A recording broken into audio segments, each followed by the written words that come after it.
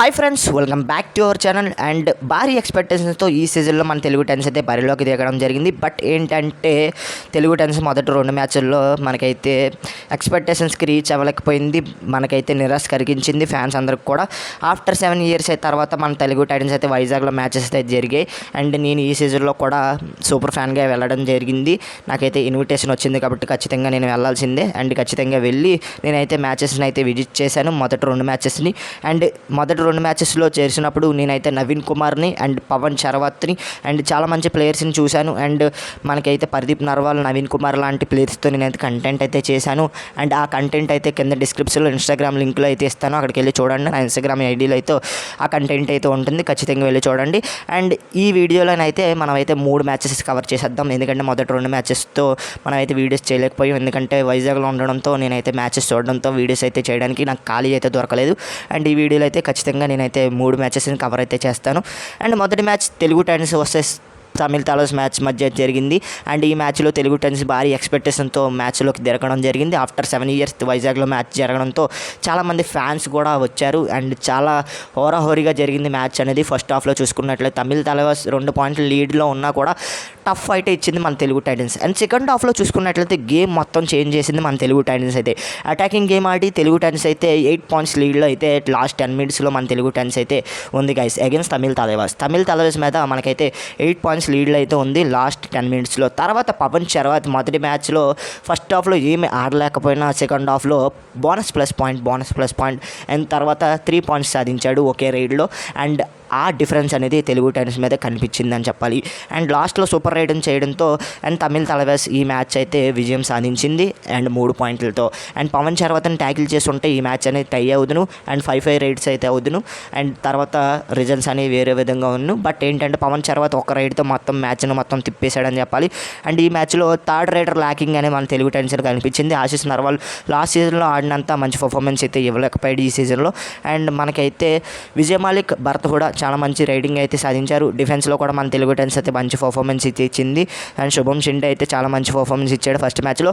And తర్వాత match Telugu Titans versus UP యోధా match అనేది జరిగింది. అండ్ ఈ మ్యాచ్లో తెలుగు టైటన్స్ మీద యూపీ యోధాస్ అయితే పూర్తి డామినేషన్ చూపించింది. రైడింగ్లో కావచ్చు, డిఫెన్స్లో కావచ్చు, మనకైతే పూర్తి డామినేషన్ అయితే చూపించింది. రైడింగ్లో అయితే యూపీ యోధా అయితే ఫైర్ అయితే చూపించింది. గుమాన్ సింగ్ కావచ్చు, మనకి చాలా మంచి ప్లేయర్స్ అయితే కనిపిస్తున్నారు యూపీ యోధా రైడింగ్ లైనప్లో చూసుకున్నట్లయితే. చాలా మంచిగా వాళ్ళైతే మనకి గగన్ గౌడ కావచ్చు, వీళ్ళందరూ కూడా మంచిగా పర్ఫార్మెన్స్ ఇచ్చారు అగైన్స్ తెలుగు టైటన్స్ డిఫెన్స్ మీద. అండ్ తెలుగు టైటన్స్ డిఫెన్స్లో చూసుకున్నట్లయితే కొంచెం లాగింగ్ అనేది కనిపించింది. ఎందుకంటే కొత్త కాంబినేషన్ కాబట్టి, మొదటి 2 మ్యాచ్లు కాబట్టి ఇంకా సెట్ అవ్వలేదు. అండ్ డిఫెన్స్ అనేది సెకండ్ మ్యాచ్లో అంత మంచి పర్ఫార్మెన్స్ ఇవ్వలేకపోయింది. తమిళ తలమేస్ మీద ఇచ్చిన పర్ఫార్మెన్స్ అయితే సెకండ్ మ్యాచ్లో ఇవ్వలేకపోయింది. అండ్ భరత్ కూడా ఈ మ్యాచ్లో అయితే సరిగ్గా పర్ఫార్మెన్స్ అయితే ఇవ్వలేకపోయాడు. విజయ్ మాలిక్ తప్ప ఇంకెవరు కూడా పర్ఫార్మెన్స్ అయితే ఇవ్వలేకపోయారు. అండ్ ఆశీష్ నర్వాల్ కూడా ఈ మ్యాచ్లో మనకైతే నిరాశపరిచాడనే చెప్పాలి.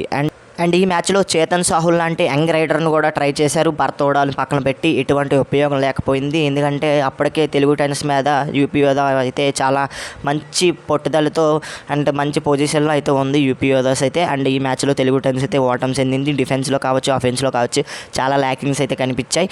అండ్ మొదటి 2 మ్యాచెస్ పెద్దగా మనకి పరక పడదని చెప్పొచ్చు. అండ్ తర్వాత మ్యాచ్ జైపూర్ పింక్ ప్యాంథర్స్తో జరగబోతుంది. అండ్ ఈ మ్యాచ్ అయితే ఖచ్చితంగా గెలవాల్సిన మ్యాచ్, ఎందుకంటే తెలుగు టైటన్స్ ఫ్యాన్స్ అందరూ కూడా మంచి విజయం ఇవ్వాలంటే ఖచ్చితంగా మంచి పర్ఫార్మెన్స్ అయితే ఇవ్వాలి అగైన్స్ జైపూర్ పింక్ ప్యాంథర్స్ అయితే ఈ మ్యాచ్లో. అండ్ జైపూర్ పింక్ ప్యాంథర్స్ మొదటి మ్యాచ్ అగైన్స్ పాట్నా పైరేట్స్తో మంచి కాంబినేషన్తో మంచిగా విజయం సాధించారు.